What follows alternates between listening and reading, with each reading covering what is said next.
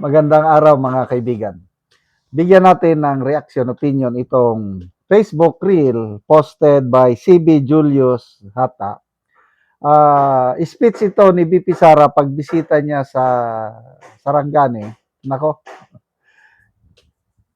yung mga kaliwat kanan na isinasampang kaso sa kanya, sabi niya, wala tayong magawa malakas ang administrasyon. Dawat-dawat na lang ibig sabihin, tanggapin ko na lang, kaya lang, makabalos gid ko niya Frank, maghintay kayo, makabalos, maghiganti ako sa inyo. Oh, pag narinig ito ng Anti-Clear, ano na naman, pakinggan natin Ikaw kini nga ko dawat-dawat na lang kani unsa may laban gud mo sa administrasyon daghan kayo kwarta kusyan kaayo tanan kaso ay kuan ay bulta sa imo so kani ako dawat-dawat lang kini ako pero kapalos gani ko kabalos gani ko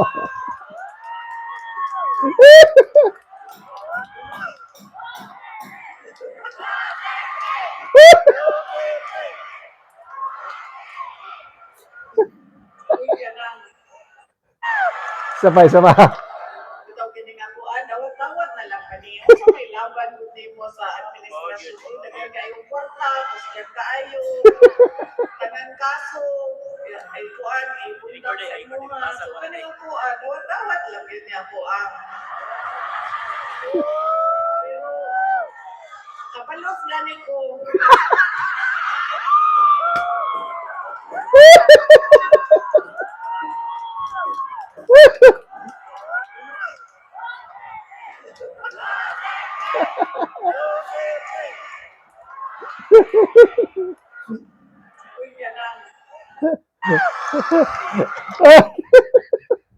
pero makabalos gani ko Itagalo, pero pag nakaganti ako sa inyo,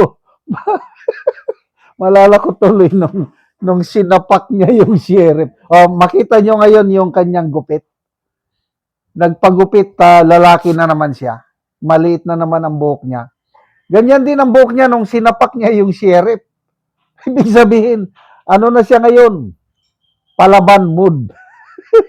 Attack mood na siya ngayon. Humanda sila dito. Nakikita ko sa kanya yung kanyang karakter na hindi siya madaling matinag. Kung mahinang leader pa si BP Sara, itong nangyayari sa kanya, sa pamilya niya, grabing pressure. Kaya lang makita mo yung aura niya, mukha niya, tingnan nyo, napakaaliwalas. Para bang nakakatulog siya ng maimbing. Yung kaliwat ka ng kaso, impeachment, kung ano, tatay niya nakakulong. Wala lang. Kasi ang nakikita ko sa kanya is hindi siya kapit posisyon. Anyway, ayaw nga niyang magkandidato noon, di ba? Mayor lang ang tatakbuhan niya noong 2022.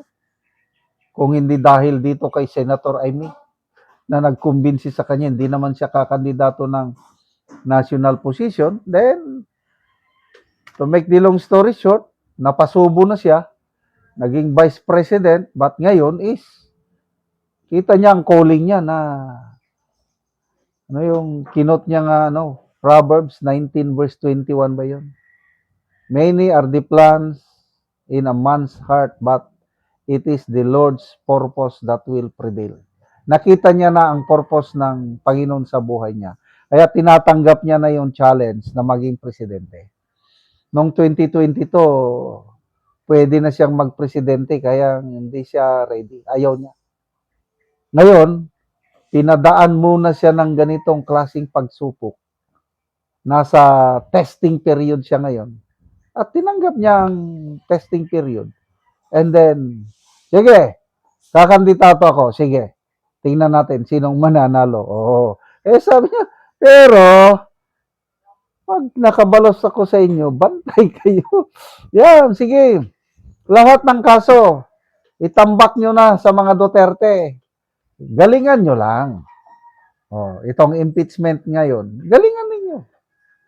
Pilit nilang inagaw ang Senate leadership para makontrol nila ang naratibo. Ang advantage nila ngayon, excuse me, na nagbalik na sa Senate of Malacanang ang majority. Makontrol nila kung anong mga ebidensya ang admissible at hindi admissible.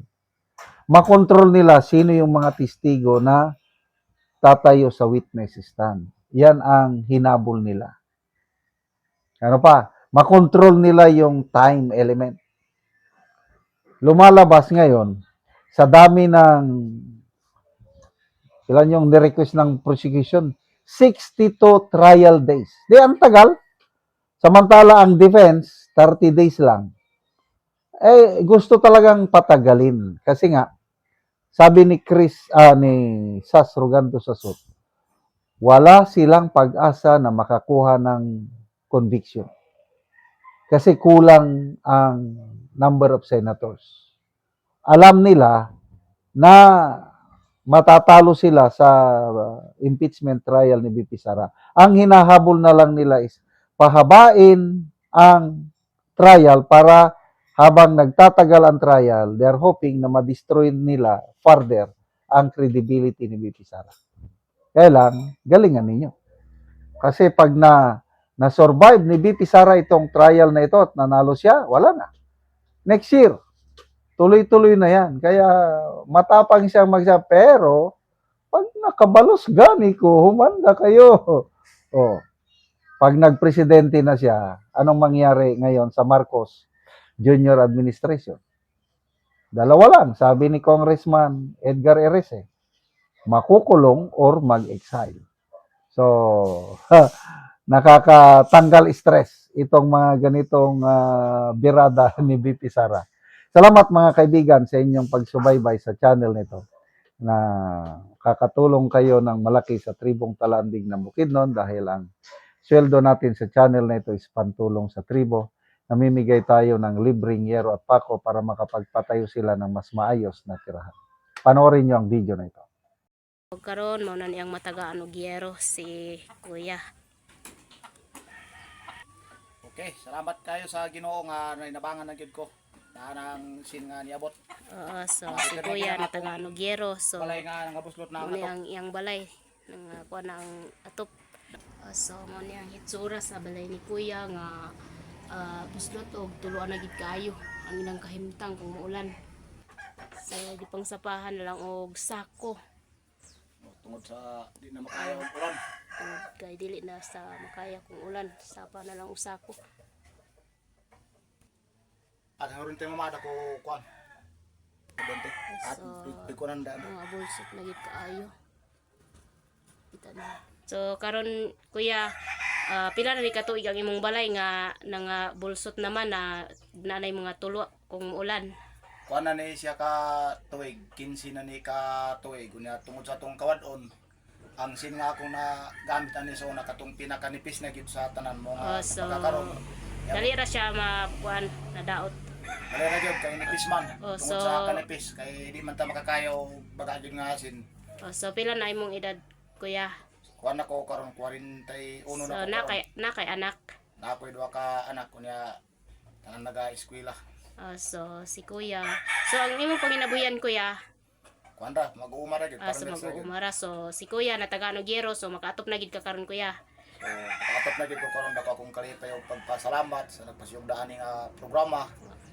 Ang atop na akong naguba na gyud so Maalis nalisa na gyud. sige sige.